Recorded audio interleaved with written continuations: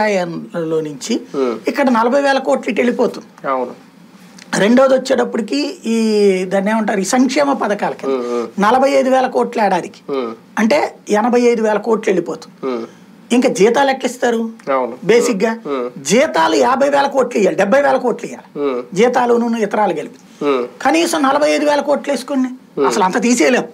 కానీ అది అప్పు చెయ్యకుండా సంక్షేమ పథకాలు ఇది లేడీస్ అందరికి 2,500 రూపాయలు ఇచ్చేసేసి నిరుద్యోగులందరికీ నిరుద్యోగ భృతి ఇచ్చేసేసి అది ప్రతి ఒక్కళ్ళకి అర్హత అనేది కూడా లెక్కలా చెప్పారు కదా. 18 ఏళ్ళు దాటితే ఇచ్చేస్తారు, కులం మతంతో సంబంధం లేదు. అట్లాగే నిరుద్యోగాన్ని డిగ్రీ అట్లా పాస్ అయినోడికల్లా ఇచ్చేస్తారు ఈ డబ్బులు. ఐటీఐ పాస్ అయినోడు కూడా ఇచ్చేస్తారు డబ్బులు, పాలిటెక్నిక్ పాస్ అయినోడు కూడా ఇచ్చేస్తారు డబ్బులు. మరి అంతంత అమౌంట్లు చేయాలంటే కనీసం ఇంకొక ఏడాదికి 70,000-80,000 కోట్లు దానికి ఖర్చు అవుతుంది. ఈ 45 అంటే అది 70,000-80,000 కోట్లు అవుతుంది.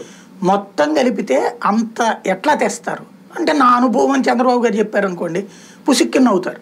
ఎందుకంటే క్రిందసారి అదే చెప్పారు, రుణమాఫీ గురించి అడిగితే 8,80,000 కోట్లు అవుతుందంటే నా అనుభవం గురించి మీకు తెలవదా, ఎట్లా సంపాదించాలి, ఎర్రచందనం అమ్ముతాను అంటే అమ్మితే ఓసారి వస్తాయి డబ్బులు, ప్రతిరోజు రావు కదా.